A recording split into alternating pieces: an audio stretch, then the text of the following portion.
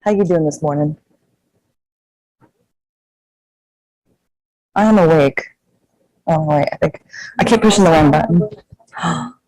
You got Dunkin'. You have a Dunkin' in your house? I'm jealous. It's an actual problem because I'd say it is. it is like right next to my house. Like apartment complex. Where? I'm actually close to it. So if you take 40 to exit like Oh, 203, it's in that gas station? Yeah. next to the dairy. My daughter went to Bishop, which is right down the street, except Dunkin' wasn't there and Delia wasn't there when she went. Really? Yeah.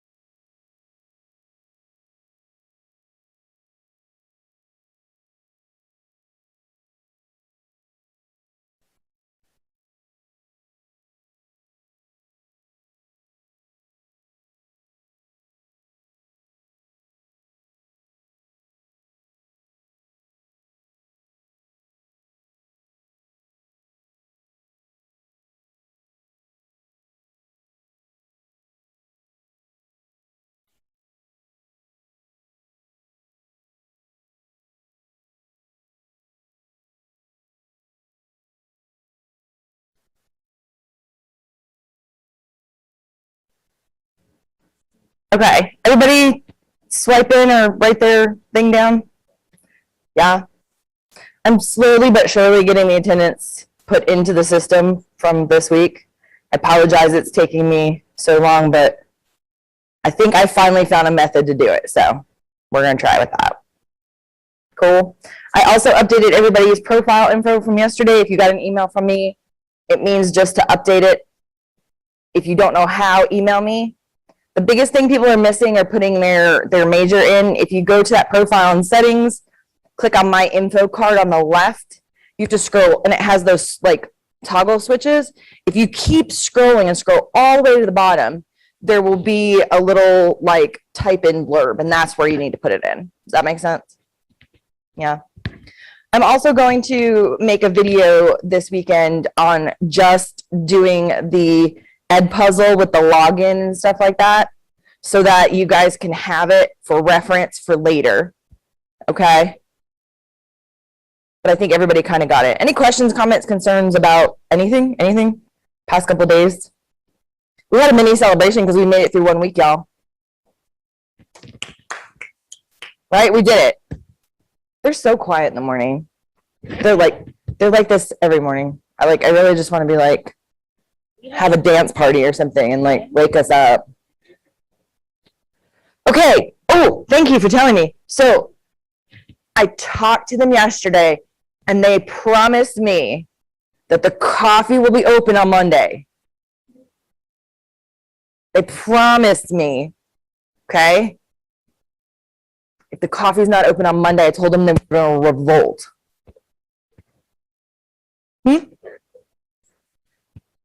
Yeah, I think it's 7, but I'm not sure. But I told them, I was like, can you at least open from like 8 to 8:30, like for my 8:30 a.m. class, because they're begging for it. Yeah. Everyone doing okay in your classes? Class is going well? Practice is going well? They're real early, aren't they? A little bit early? Okay. So I've told you guys a couple times that our lovely, lovely librarians that I love to death, that will do anything to help you guys, are going to come in and talk for you today.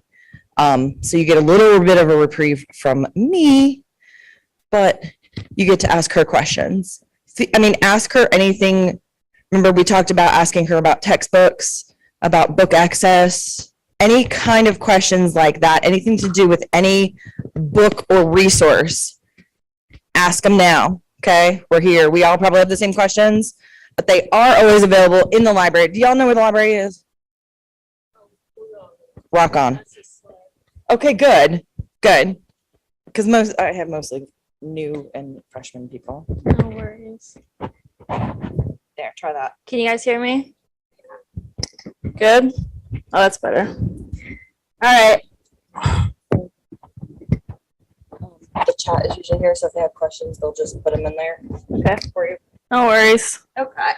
All right, guys. I'm Shelby. Sarah's not going to be here today because today is her day that she gets to sleep in. So she doesn't even get here until 10. So this is our contact information. This goes directly to our desks. And these are our personal emails. So feel free to call or send an email whenever. We are usually here between the hours of 8 a.m. and 6 p.m. sometimes, but the library is open until 8. But we'll have our emails up all day. We're constantly at the phone. We're here for you guys.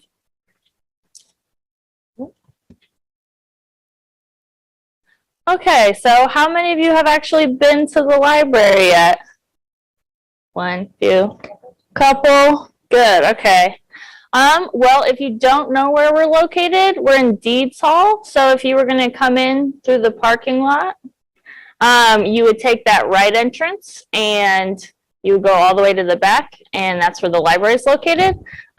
Here's the contact info. This is the library's email and the library's phone. So you can email the library or Sarah or myself, and we'll get back to you. We monitor both emails. If you call the phone, more than likely you'll get one of our student workers, but that's okay because we've vetted them and they're nice and knowledgeable.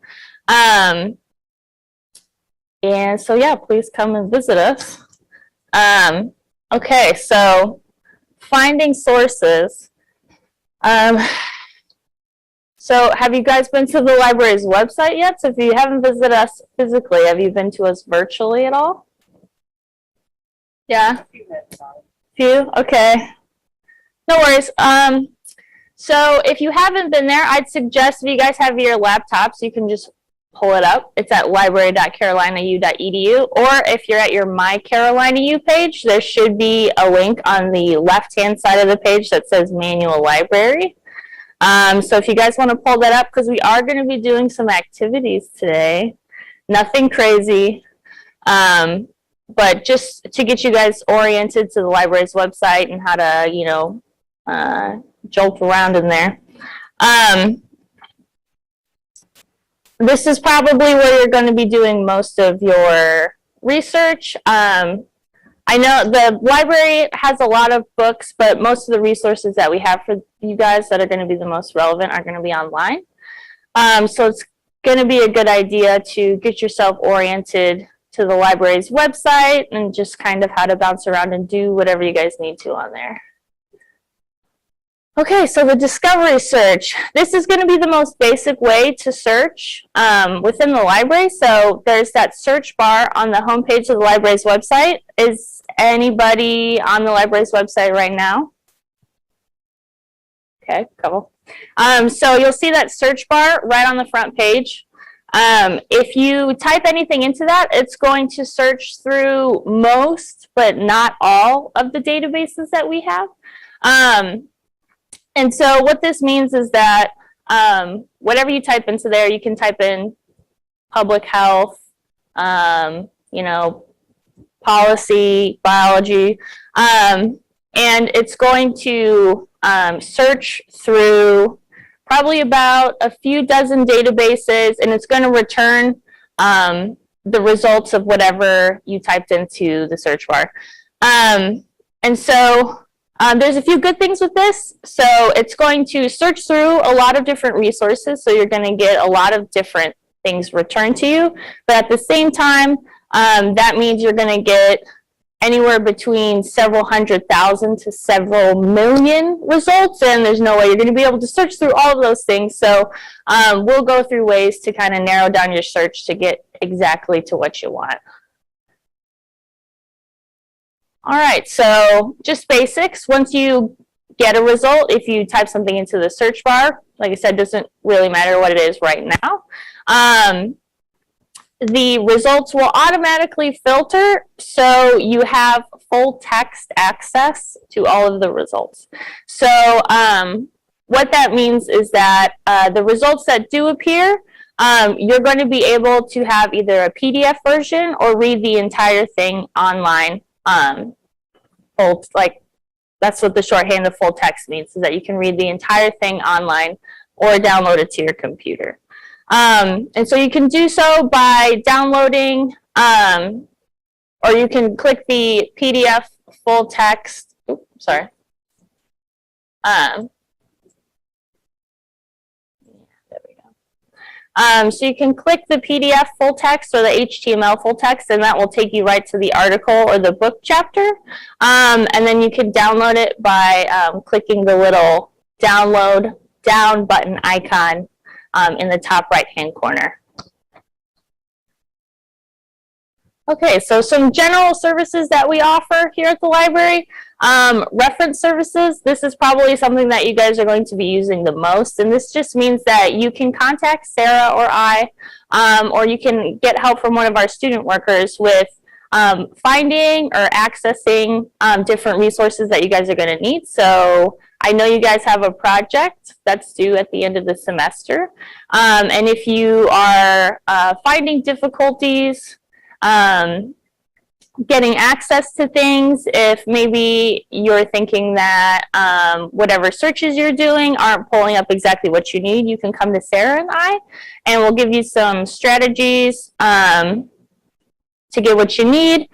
You can also check out materials. For you guys, it's a 2-week loan period, but we do offer re-checkouts twice, so you can technically have something up to 6 weeks, which is good for you guys because we're on 8-week semesters, 8 week, seven. And then you can also schedule an appointment with us. And so we can do this via Zoom, or you guys can come into the office.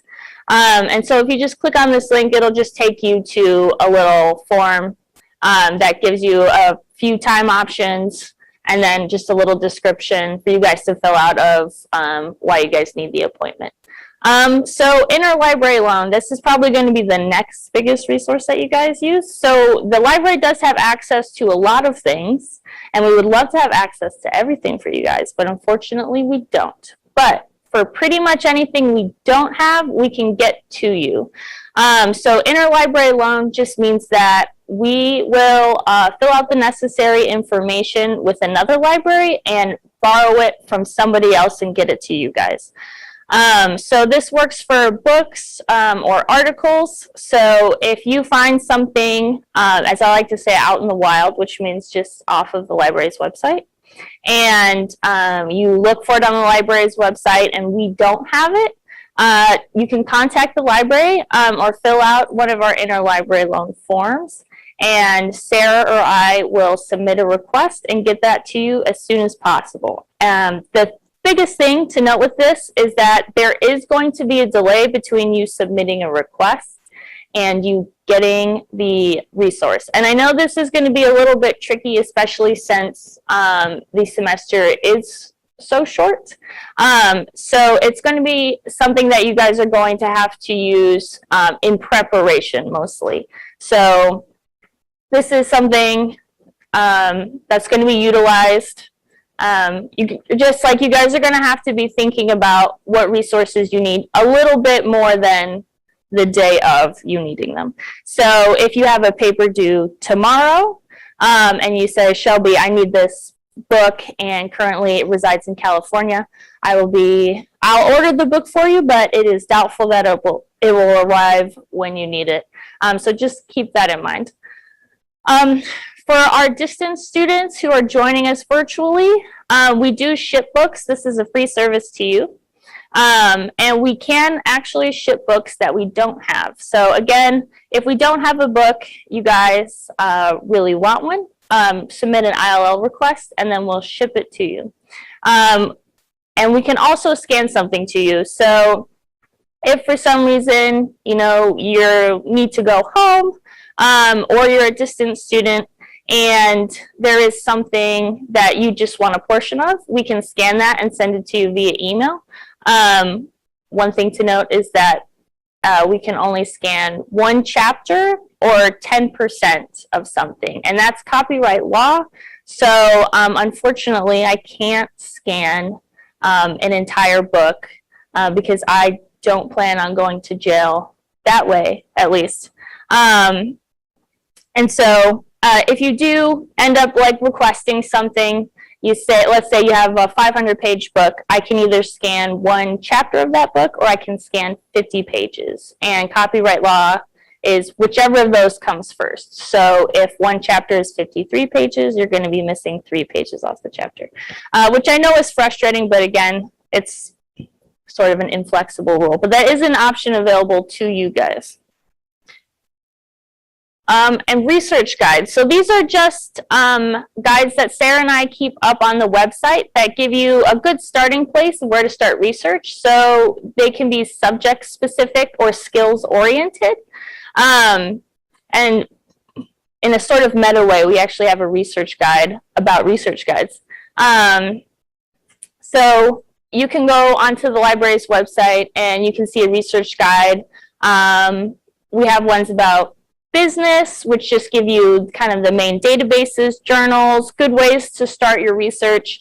That's essentially the point of those, is to give you guys kind of a leg up and a good introduction on where to go for resources, how to do basic library functions, that sort of thing.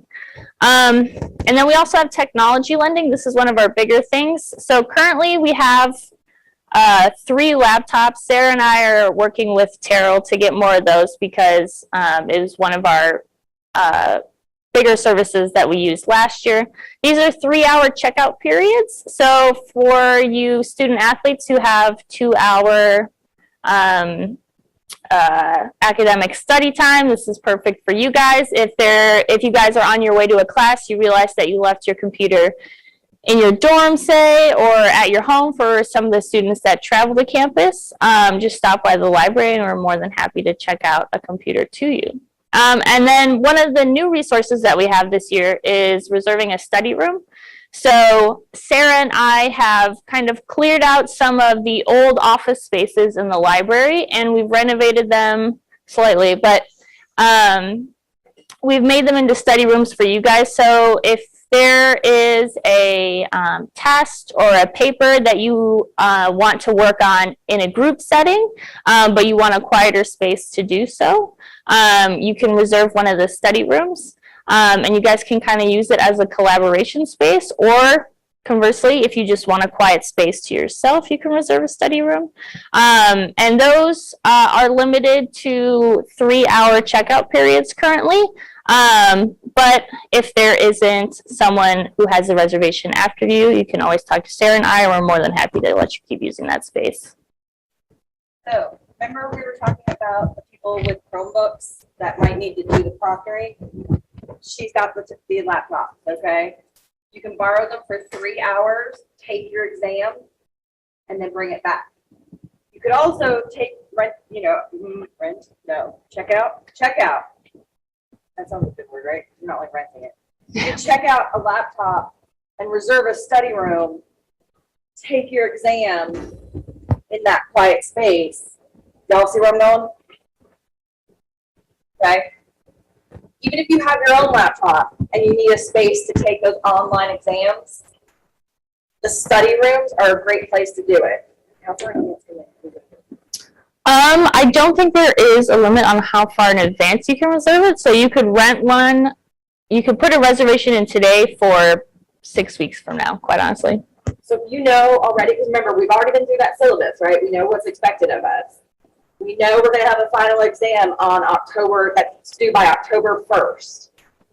You can go into them now and say, I'm going to need a laptop and a study room for October 1st at 11 o'clock, and they can have it ready and waiting for you, as if you were going into that class to take that exam. See what I mean? Remember, we were going to talk about like time management and making sure that we're doing what we need to do and not putting them off. You can schedule your time through the librarians to take quizzes and tests and exams, just like you can email me and take them in the lab down here. Okay? So if you're finding that you're not being able to concentrate and take exams, whether it be at home because of family or roommate situations or teammates or whatever, there are plenty of resources between the library and the computer labs for you to take them in a quiet setting if you need to. Does that make sense? Yeah, because we want y'all to be successful. Cool. So make sure you use these resources. Oh, no, please. Okay, physical books. This is what y'all probably think of when you think of the word library. So how do you get one? Well, you could come into the library, pick one off the shelf, and then you can have it. If you don't want to come into the library and you'd rather browse online, totally fine. We have a database that's exclusively just the physical books that we have in the library. And after this, in a few slides, we'll get onto the library website together. Then we'll do a few activities, so don't worry. I know this is a lot of information and just kind of a lot of words that I'm throwing at you guys, but we'll kind of get in there, look around, do some things together. You can also use the search bar on the front page of the website. So that search bar that we saw a few slides ago, or if any of you guys are on the library's website now, you can use that. You'll just have to filter your search by campus collection only. And again, that'll make sense here in a minute once we go onto the website ourselves. I don't have reserve books on a slide here, but we do have books on reserve. So, yeah. So, yes. So Sarah and I offer a service to the professors, and if there is a book that they want to have put on reserve for one of their classes, i.e. you guys, they just email us, and we have that put permanently on a shelf behind the reference desk. And what that means is that you guys can come and check it out for a 2-hour period. And what this does is makes the book more available to more students. So usually a student would check out a book and it'd be gone for 2 weeks. And so with reserve books, what happens is that more students can have time with it. Unless you were talking about something different. Okay. The textbooks is something. It is hit or miss. So technically, this is an odd bit of library theory that I'm going to throw at you guys there. So technically, textbooks are outside of the collecting scope of most academic libraries. And what that means is that usually we might keep a copy or two, but it's not something that we go out of our way to collect. And so there is a chance that we might have one of your textbooks on reserve or within the stacks, but it's not a for sure case. So not every class you take, we're going to have the textbooks for. And I know that's really unfortunate because Sarah and I would love to be able to essentially provide you guys textbooks so you didn't have to buy them. But it's technically not within our collecting area. But you guys can always ask if you have questions. If there is a book that you think we should have, you're more than welcome to email Sarah and I and say, hey, maybe this isn't a textbook, but this is going to be really helpful to me and a lot of other students. And Sarah and I will take a look at that request and we'll evaluate it. And a lot of times we'll say, hey, yeah, that's a good idea. If it's going to be helpful to you guys, obviously we want it. So you guys can always talk to us about what your needs are with regards to resources. That includes physical books, journals, journal articles, databases, that sort of thing. Okay, so database searching. We'll get through the database searching slides, and then we'll hop onto the website live up here. So search terms, this is going to be the most important thing. So you're going to want something that's going to be narrow enough, that's not going to return unrelated material, but something broad enough that you're not getting back, say, 1 or 2 results. Does everyone know what we talk about when we're saying a database search through the library? It's totally okay if you guys don't. Yeah. Don't say no, because we'll explain it now. Yes. Okay. So actually, yeah, you know what? Let's kind of do everything at the same time. Well, while you're doing that, so in the library world, is that good? Yes, we do call it the library world, so you're good. Okay. You know, when we think of more than just physical books, right? Now we've got things like newspapers and magazines, scholarly magazines, which we call journals. And all of those have articles in them that can be used for research. Make sense? Okay? Now, how are you going to find every single article written on your topic? Okay? Especially when we're talking about those magazine/journal articles, okay? And like I said, a journal is really just a scholarly academic magazine. So it's a collection of shorter kind of writings and shorter papers from industry leaders. Make sense? So these databases that we have within the library has records for every single one of those papers that are written, that are presented in any one of those journals. Now, I'll be the first to tell you, I think there are bazillion journals out there. Okay? There are. Yeah. There are journals that are dedicated to business. There are journals that are dedicated to science. There are journals that are dedicated to technology. That's even broad, if you think about it. Okay? There are journals, you know, dedicated to microbiology research, you know, if you really want to get down into it. So these databases collect all the information on all of those articles and put it in a condensed form so that you can search through to try to find what you need. Okay? And even as far as the databases go, there are hundreds of thousands of databases that may specialize in different subjects. Using the general search bar here, you will search through all of them, okay? Because I know for technology, there is a IEEE database that is technology specific.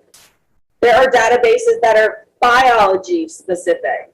And there are databases that are just generic databases, okay? A lot of times, articles will be in multiple of these databases.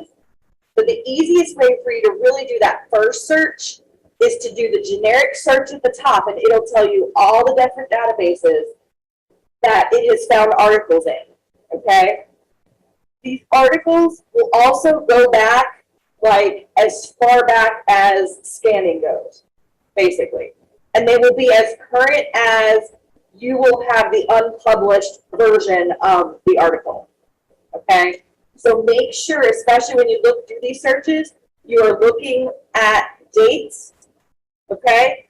It's kind of fun to read like technology articles from like the 70s and 80s, but it may not be what I'm looking for my paper because it's not current. Does that make sense? Because I mean, I've seen articles as old as being from the 1920s and 30s in some of these database sites. I don't know really how far they go back, but it depends on how far they've scanned, okay? Some of the articles will be in a nice PDF that you can search and manipulate and highlight. Some of them are literally scanned pages out of newspapers, okay? You just have to kind of be aware, okay? So these databases are going to have some of those books, but it's primarily those journal articles or, like I said, those kind of scholarly, educational magazine articles, if you want to think of it like that. Does that help? So this is the library's website, and like she said, if you put something into the search bar here, which we will in a minute, it's going to search through pretty much every database that the library has access to, which you can see listed under, this is resources here at the top. This bar is always going to be up here, no matter what page of the library you're on. So if you go under resources, databases, this is listed in alphabetical order, and this is every database that the library has access to. And so if you were to click on this discovery, or if you're going to search something in this discovery bar, it's going to search through pretty much every one of these. But if we want to kind of just get a general feel for what a database looks like, one of my favorite examples is going here to JSTOR. And you guys probably won't be using this too much, I would assume, and not in this class at least. But this is essentially what a database looks like. Is usually you'll have a search bar here on this front page that acts as the same kind of deal as on the library's website, except it's just going to be searching the database that you're in. And then you can do advanced searches. You can browse by subject title. And these are some of the more advanced searching things that you guys probably won't need. But this is essentially what databases look like, is they're just essentially big repositories for academic stuff. And so JSTOR is unique in that it has, paintings, pictures, as well as books and articles.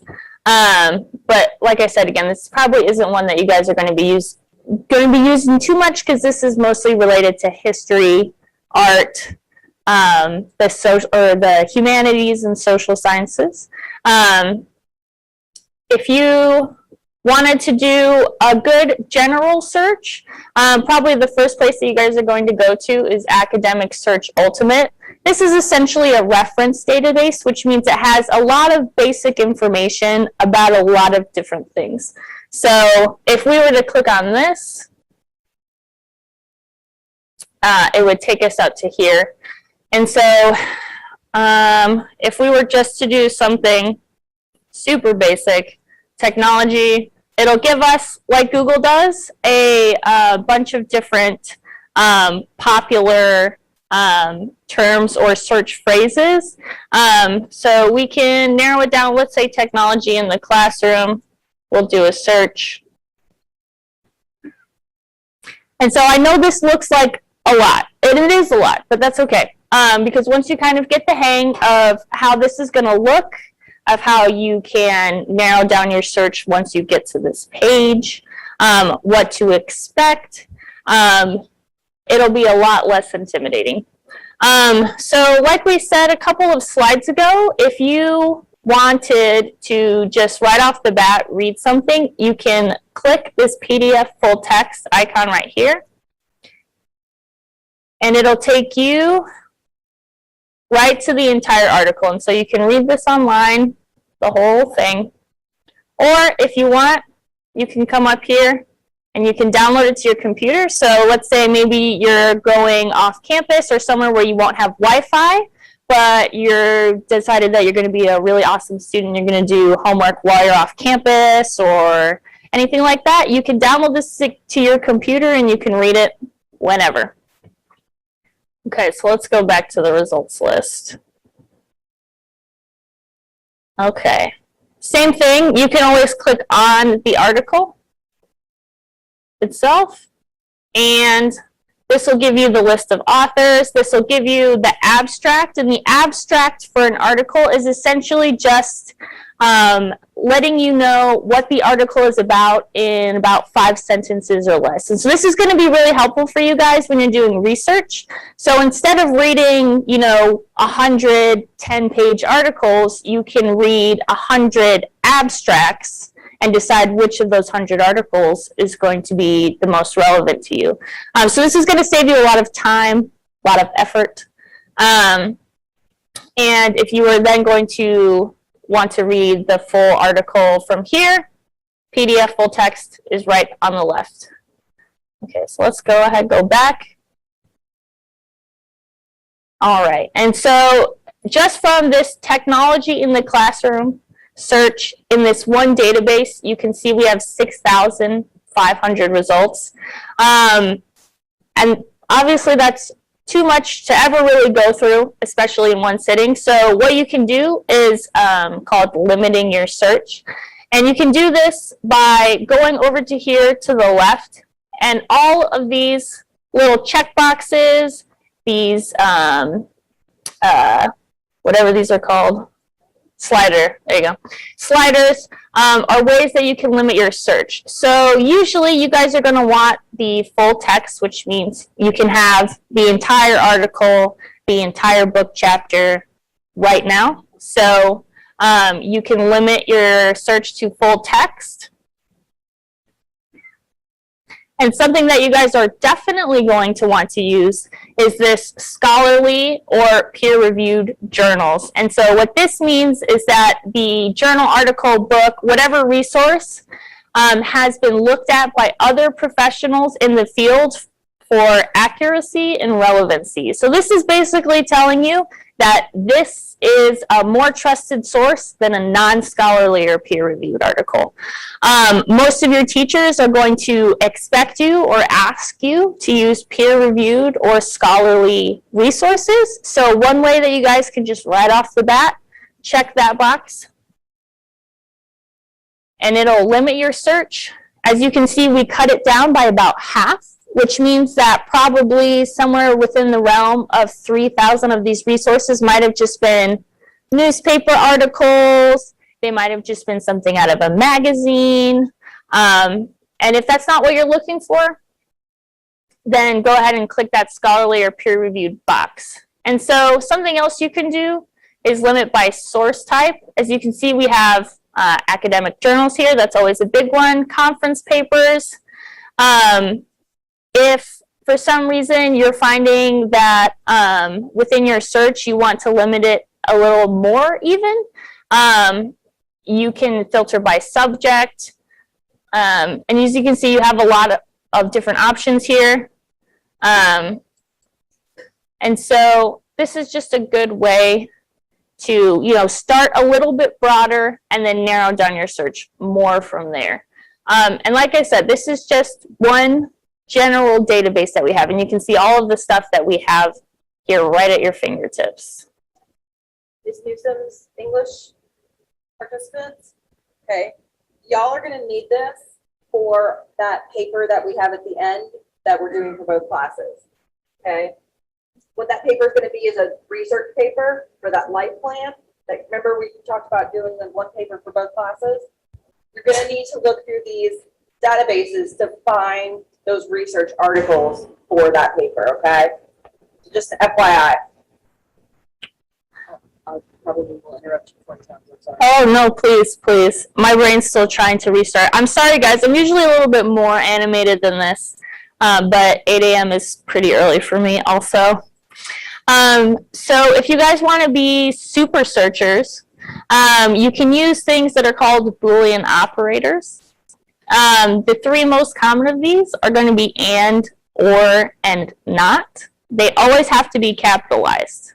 And so this is going to help you limit a search within the search bar. So if you guys decide that for some reason you hate using the little check boxes and sliders on the side of the database, you can use a Boolean operator, and it's going to help limit your search that way. And so these could be a little bit confusing, so no problem if you don't want to use them, but it's always a good idea to at least know them. So the Boolean operator and is telling the database that all of the words that you put in need to be found. And so the example that we have here is politics and youth. And so this is telling the database that you're searching in that all of the results that are going to appear have to have the keyword politics and the keyword youth. And if it doesn't have either of those, or if it only has one of those results aren't not going to appear. So with the Boolean operator or, this is telling the database that either of the keywords is acceptable. So politics or youth, you can have results that have politics, you can have results that have youth, and you can have results that have both. And so that's a bit broader of a search. So I know it's a little bit hard to conceptualize. That's totally okay. I mean, I still have some problems with it myself. But this is, like I said, just going to be a way that's going to be right off the bat helpful for you guys, especially if you're searching multiple subjects at once or you're trying to find something that has more than one subject in it. The Boolean operator not, this one's kind of fancy. I don't personally use it myself, but this is telling the database to eliminate all of the terms that follow the word not. So with politics, not youth, your results are going to be returned with all of the results will have the keyword of politics, but if any of the results have the keyword youth, those results will not be included. And so this is something that is more helpful. Let's say you do a general search about politics and you're finding that like the first, few pages are all youth related politics, and you don't want that. And so you can go back, do another search of politics, not youth, and it will automatically take all of those results away for you. All right, so we already went over the limiters on the left-hand side of the screen. Again, these are just going to help you narrow down your results. Like I said, tend to use these more than I tend to use Boolean operators just because it's easier for me to check a box than it is to, try and figure out some fancy phrase to put into a database. You can use both. You can use Boolean operators as well as the limiters on the left-hand side of the screen. Essentially, researching is going to be something that you guys are going to have to find out what the best way is for you. So there isn't one perfect way to do a search. I've been doing it for almost a decade. I'm still finding new ways that are, good for me. And so this is going to be something that you guys are going to need to practice. And that's why Sarah and I are here. If you're finding that, you are practicing and it's still not, you're still not getting what you want, or you're having some trouble with stuff, that's why Sarah and I are here, is to help you through that process. Okay, so advanced searches. Again, this is a little fancy. We'll get in here, we'll do an advanced search. It's actually a lot easier than it sounds. But this is essentially a way to perform a more narrow search the first time around. And this is available on most search engines and databases. I haven't really come across one where it's not available. Oh, I wish this didn't appear every time. That's all right. So let's just, let's go technology in the classroom again. All right. And so this time I'm using the discovery bar on the home page of the website, or the front page of the website. And this means I'm going to be searching through all these databases. So last time we were only in Academic Search Ultimate. And so now we're going to go ahead, search through all of them. And we'll probably get several 100,000 results, if not a few million. All right, there we go. So we have 1,739,000 results. That's insane, right? Nobody needs that much. Remember what we have 6,000 with just the one database? We had 6,000 just with Academic Search Ultimate, and now we have over 1 million. Over 1 million. Yes. So again, we can always use the limiters on the left-hand side of the screen, but let's say that we want to do an advanced search. So what we can do, we can actually modify this search. Well, actually, let's keep it as it was. Technology in the classroom. And we can select if we want this as an author. I guarantee this isn't an author. So we can go into subject terms, and there's this whole list of different fields that you can put in. So let's say that you know the author and the title of a journal article that you want to read. And so you put the journal article into the search bar and it didn't come up for whatever reason. Occasionally that happens with so much information in one place. Things aren't going to be perfect. You can come in here to a advanced search and you can type in the title of your work. And then in this next field, you can type in the author, but we're just going to do 2 subject terms. Let's just put students. So over here, these are the Boolean operators that we were actually just talking about. So if you don't want to actually type in your Boolean operators, you can come here into the advanced search and you can choose them like this. So within this page too, you can limit your search to peer reviewed on the advanced search page. And so we're already on online full text, which means, again, that all of our results you're going to have access to right this second. So let's go ahead and perform this search. And we'll still have a lot, but we'll have less for sure. All right. So we just went from 1.7 million down to 7,000, and that's a lot more handleable. And so everything that's appeared here will have the subject. Oh, we didn't choose this as a subject term. Let's see if that changes anything. It probably won't too much. Oh, it did. Look at that. 1.7 million down to 2,500. So everything that appears here is going to have as a subject technology in the classroom and students. And so if this is something that you want to write about, this is a good way to start your search. And so if we look here, here's the PDF full text. This full text from Eric, this still means you have the full text. Eric is just a database, and so what it will do is probably link us out to that database. Yep. So this is Eric. Again, I know this just looks like a lot of text on screen, but once you start looking for know where to look for the things you need, it becomes a lot easier to handle. So the full text would be right here. Just download full text.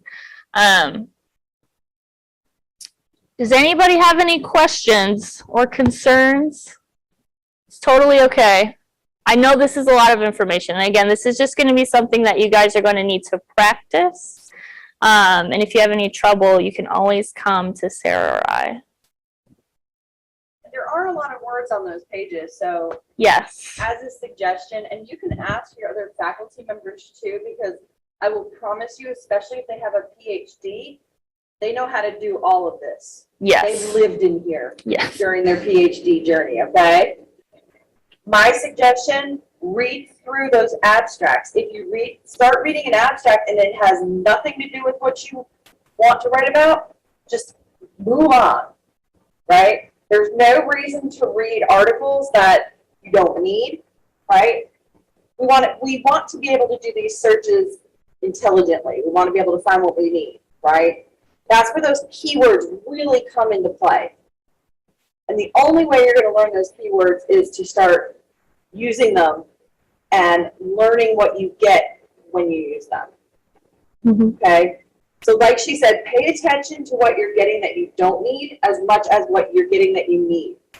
Because you can get rid of those by using that not and things like that. Yeah? But definitely, if something, I mean, I can't tell you how many articles I have pulled up during my PhD that I was like, oh, that's going to be awesome. And I read the title. You open it up and you start reading the abstract, and you're just like, this has nothing to do with what I need. Mm-hmm. Okay? Close it and move on. Do not have to read something if it's not going to benefit you. So, yes, there's a lot of words, but you may only have to read a sentence out of it. Okay? So don't get intimidated. Yes, I think that's probably one of the biggest takeaways from library-related things is it's really affronting when you first come in contact with it. It's just kind of understanding what your needs are and the best way to go about getting the things that you need. And we all have our own tips and tricks. Yes, Okay? exactly. If you're not finding what you need, you know, going to one professor, try the librarians, try another professor. You know, we all had our own strategic ways of doing these searches.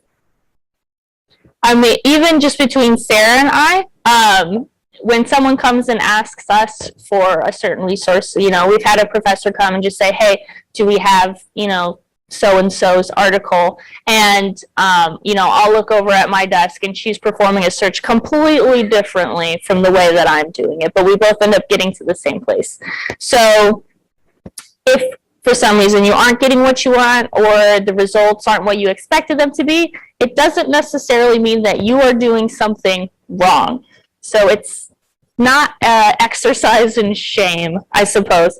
You know how you can like get lost in Google Yes. or like YouTube? Yeah. Does anyone go Ooh, to the YouTube. black hole or the rabbit hole? Yeah. It can happen here too. Yes. Yes. It doesn't mean that it's not there. It just means there's a better way to try to find it and to narrow it down. Actually, it's probably there. It's probably in that 1.7 million. And you know what? Because of Murphy's Law and the way that my life works, it is number 1.7 million, right? It's always that last one. So there are easier and better and faster ways to get to what you need. So if you're especially, guys, if you're spending too much time just doing the research, reach out, okay? These research papers and things like that, it's not to waste your time. It's not for you to take 2 hours. If you sit down and you're doing a search and you notice it's taking you an hour and you still haven't gotten what you need, find somebody, ask some questions, yeah? Again, the problem with these database searches is that it is just solely trial and error and experience. So find somebody that has done that trial and error and has, you know, gone through that experience so that you don't have to go through those same pains that we did. Does that kind of make sense? Like, it doesn't mean that you failed at it at all. It just means you haven't learned the trick. Right? Yes. Yes. Again, this is going to be a practice thing. So just like you would practice any other skill, your writing, if you play sports, video games, whatever, you know, the first time you do it, you're probably not going to be, you know, Michael Phelps, right?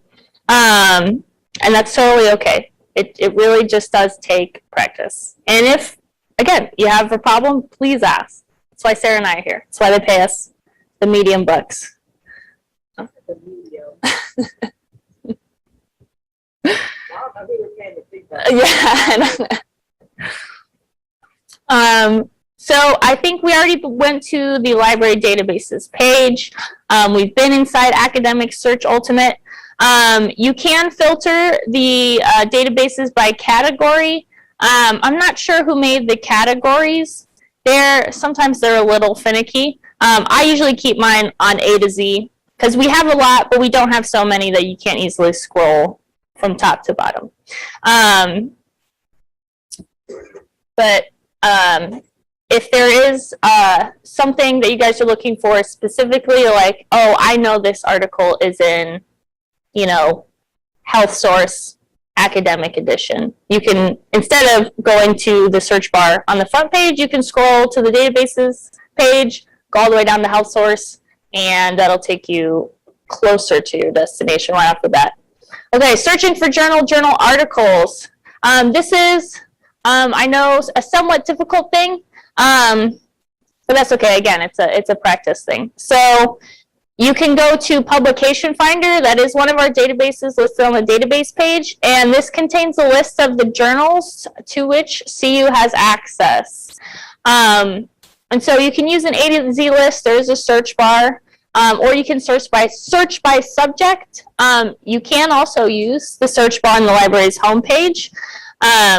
So let's just go ahead and get in there. Do that now. All right, so we're on the database page currently, so we just need to scroll down to Publication Finder. And this is what this looks like. So if you know the title of the journal, so not the journal article, but the journal within, or the journal that the article is in, yeah, the magazine title, there you go, thanks. Like Time Magazine or Newsweek Magazine, each journal has its own name. Yes. So this is one that gets used pretty frequently at the school. This is the Leadership Quarterly. So if I were to type this into the search bar here, first one that pops up is the Leadership Quarterly, and it tells me it's peer-reviewed, that it is a journal. And these are the links where I can get access to this journal. So these numbers are the dates that you have full text access. And I know, again, that's kind of confusing to think about, but this means that all of the issues between 1996 to August 19th, 2021, you can go in there and you can download the PDF right away. So if we were to click on this link, it'll take us actually out to the publisher's website, and we can scroll through all of these issues.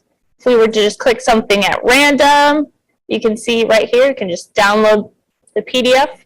Or conversely, again, if we wanted to go to the library's website and do this, we can type it in up here on the search bar.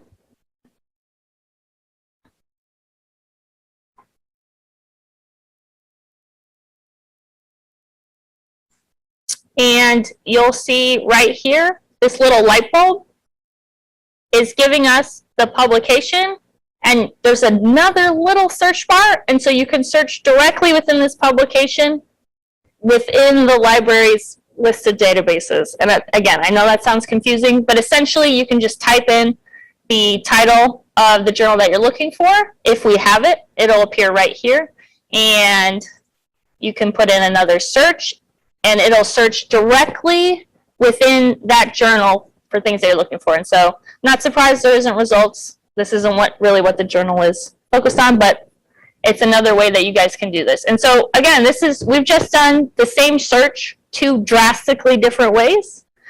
And so, again, if you're having trouble finding something, it's not necessarily that you're doing the wrong thing. There's just a million ways to get to the same place. All right. What time is class? 10, 15 minutes? Okay. So we're going to have to kind of blow through. Maybe we might skip the activity. Maybe you guys have lucked out. So we've done kind of a peer-reviewed search already.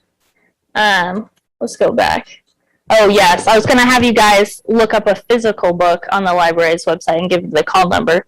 But that's totally okay, because that's something you guys can do on your own. All right, citing sources. This is a big one. Why is it important? Well, a couple of reasons. Avoiding plagiarism, biggest one.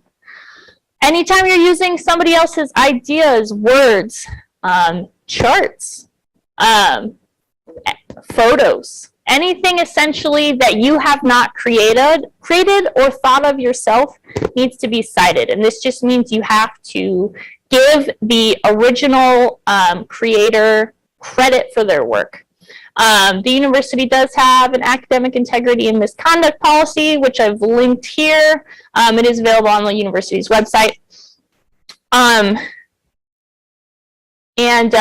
Citing also boosts your own credibility. This shows that you've done your research. You know what's out there. You've read around. And it shows that you're knowledgeable of the topic of which you're talking. And then this is also used to help the reader, your professor, go and look at those sources themselves. So let's say that Jen is reading through a paper and she sees you've quoted something that sounds super interesting to her, or she's never heard of that and she's like, wow, I want to go check that out. If you've cited it correctly, she can go to the end of your paper and she'll be able to look up that source on her own. Okay, what needs to be cited? Again, quotes. This is essentially 2 or more words used in succession that are not your own. paraphrasing an author. So let's say that you come across an idea and you're like, hey, that's really helpful to me. And you don't want to use a direct quote, but again, you haven't thought of that yourself. That also needs to be cited. Any ideas that are not your own, essentially, and information that is not common knowledge. This is something that trips up a lot of students. And again, I've hardly ever come across any students that intentionally plagiarize. This is more something that happens accidentally, and this is one of the biggest things that I've seen that for accidental plagiarism. So again, this includes data graphs, statistics, pictures, anything like that. So I think I have an exercise after this, at the end of this, I guess.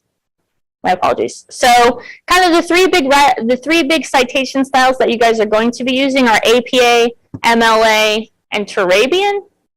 And so we have resources at the library. We have the APA Manual of Style Guide. We have the MLA Style Guide. And we have the Turabian one as well. And essentially what this means is that it just gives you directions on the proper way to cite your sources. I have some links here. Purdue University has a really good online writing lab. So let's say your teacher wants you to use MLA. This is probably what you guys are going to be using in your English class. Is this what you're going to be using in this class also?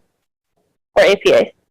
No, because we're doing one paper for both classes that are in MLA. Okay, so MLA is king for this class, guys. You can go to Purdue OWL, or Purdue OWL as it's called. Let's say, you just need to cite a journal article real quick, but you don't have the way it needs to be cited, memorized. Nobody does. You can just go on to Purdue OWL, and it will tell you the proper way that a journal article needs to be cited, both within the text of your paper as well as in the references portion. And again, we have the print books for these in the library, so if you guys are on campus and you're unsure, you can always stop by, pick up one of the books, or you can ask Sarah or I. One thing to note just about those different writing styles, and you'll probably learn this more in English class, is that a lot of times the style that you use is based on the industry that you're going into. So it's a little confusing. So she asked me about APA because I'm a technology person, and science and technology lives in APA. Yes. Okay, so that's where I'm most comfortable with an APA. Ditto. Now, okay. Now, I think it's like liberal arts and humanities or the MLA. Is that what it is? Yes, I think I have it listed actually on here. So Language arts, cultural studies. So if that's where you live, you're going to live in MLA. Even with those journal articles that you find, they're going to be published in MLA. So I actually, like I said, I just learned this because I was trying to figure out why there were so many different styles, just, because my brain doesn't shut off at night.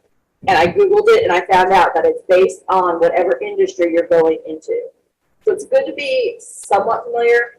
Going through my PhD, I lived on the Purdue OWL website. I really did. I used it a lot. So there's a lot of great resources on there, regardless of what style it is. They've got templates you can print out. They've got like cheat sheets you can print out. But that's a very, very good reference. Just FYI. yeah, so this is what it looks like. Essentially, you can see over here we have APA, MLA, Chicago, which is Turabian adjacent. It's essentially the same, but somewhat different. But anyways, if we were going to go, let's say APA formatting and style guide, we can see here, we can go to how to cite a book in our reference. And it'll give you how exactly to do it right here. So MLA is what you guys are going to be using for this class, so we can do the same thing. Formatting and style guide. How do I cite a book in my works cited? Well, that will give you everything from the font to use to the size of the font that you use to do you need a cover page, where your page numbers go. So it's not just references, but the references are one of the big things. It's going to tell you where your section titles go. Do they need to be bold, underlined? Where do your graph and picture captions go? Above them, below them? How do you number them? That's what these style guides are going to give you. So if you're ever in question about that, go to the style guide. It literally tells you everything about how it should be formatted. Indents, spacing, margins, I mean, everything. Yes. All of that will definitely be in the book. Most of that is on the Purdue OWL page, but again, due to copyright things, they can't have everything. I always urge students for the first couple of months to do your citations yourselves. I know there are citation generating machines out there. They are terrible, anywhere between 50 to 80% accurate at best. And this means that you could, if you only use a citation generating machine, you could have the wrong citation, which is technically plagiarism, unfortunately. And so I urge you to do your citations by hand until you can really recognize when a citation is correct or not. I know that's kind of boring and kind of tedious, but it's literally only going to be helpful for you guys in the long run. And then I had question.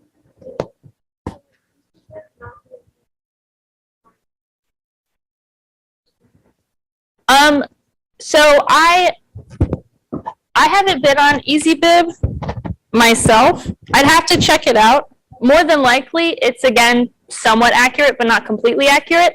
So maybe the thing to do for you guys, I've seen students use this pretty successfully, is you can put a citation into a citation generator and then double check it against what it actually needs to be. And so this helps you guys recognize when something is incorrect. So if you are going to use one, make sure that you are double checking using something like Purdue OWL or the manual of style that you're supposed to be using. And as you use them, you'll get used to the basics. Okay. Yes. I could look at a book or a periodical or journal article, and I can tell you how to do the citation in APA. Okay. It's those obscure ones, like a random website for like an organization. I actually will type them into several of those generators and kind of see like what the general consensus is, and then check it against the book. Okay, but you'll get to know the ones that you're going to use a lot. And like I said, most of the times it's books and journal articles. Yes.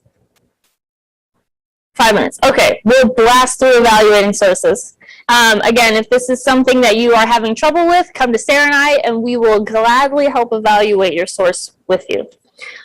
Okay, so what makes a reputable source? There's a couple of things. The publisher, are they a university? So Duke, Oxford, you know, my home institution, Indiana, go Hoosiers. Most of these larger universities will have university presses associated with them. You can more than likely trust these university presses. Are they a publishing company? So there are tons of publishing companies out there. Some are better than others. This is something that comes a lot more with age, a lot more with research. So Jen will know, I will know. It is totally okay if you guys don't know who is a reputable publisher or not. This is not a requirement of being a student. But here are some of the bigger ones, some of the ones that you can trust more. So if you find a journal and the publisher is Elsevier, Elsevier is the worst.com, but they are a reputable publisher.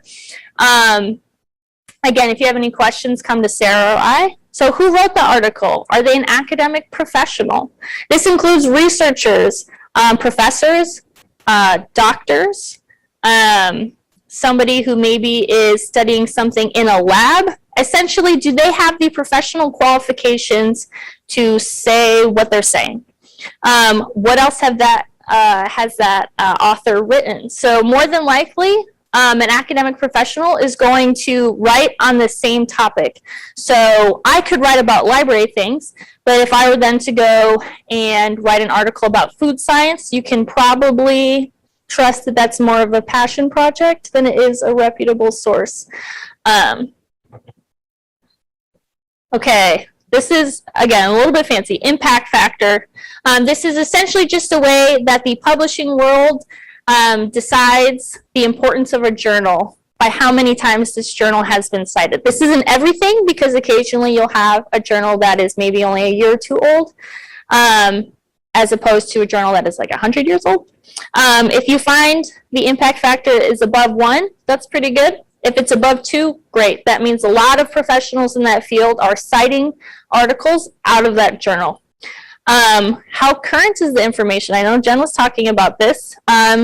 In a class about technology, do you really want something from the 70s? I mean, maybe. It's not saying that it's not good, but it might not be relevant to what you're talking about. And so how up to date is the information again? So probably this is up to your discretion again, but more than likely you're going to want something that is going to be more current as opposed to less current. And Sarah and I have an evaluating articles research guide on the research guides page. And there we go. Any questions, comments, concerns? Yes, anything immediate, anything not immediate. We're all experts now? They're just quiet. That's understandable. You know what, we had 8 a.m.s when I was an undergrad, and yes, and because 8:30 was that? 8 o'clock. yeah, 8 o'clock was. Let me steal your microphone. Go for it. So, just so the online people can hear me. Oh yeah. So, I know we threw a lot of information out at you guys, and like I said, I know those of you that are in English 1, but also if you're not in English 1, we are writing that life paper. I'm asking for 3 sources. I told you that we can use our book as one of them. Okay, so if you do have the book, we're going to be going into that life plan into more detail on Monday's lecture. So we're going to be looking at what we're going to be talking about, what some possible sources are. I'm going to give you some suggestions for some searching. So they will be expecting all of us. Okay. One thing that I did think about when I had said, please don't take too much time and struggle. This goes for your assignments as well as searching. If you're finding an assignment that is taking way too long to even understand what's required of you, reach out to the professor. Do not sit there and struggle and figure it out on your own, okay? Remember, we're all here for you. We had an issue with our class yesterday. Victor. We had someone not really understanding, so I fixed the assignment because he was getting way too in the weeds and it was going beyond what I was asking. So I said, okay, time out. Let's reel this back in, okay?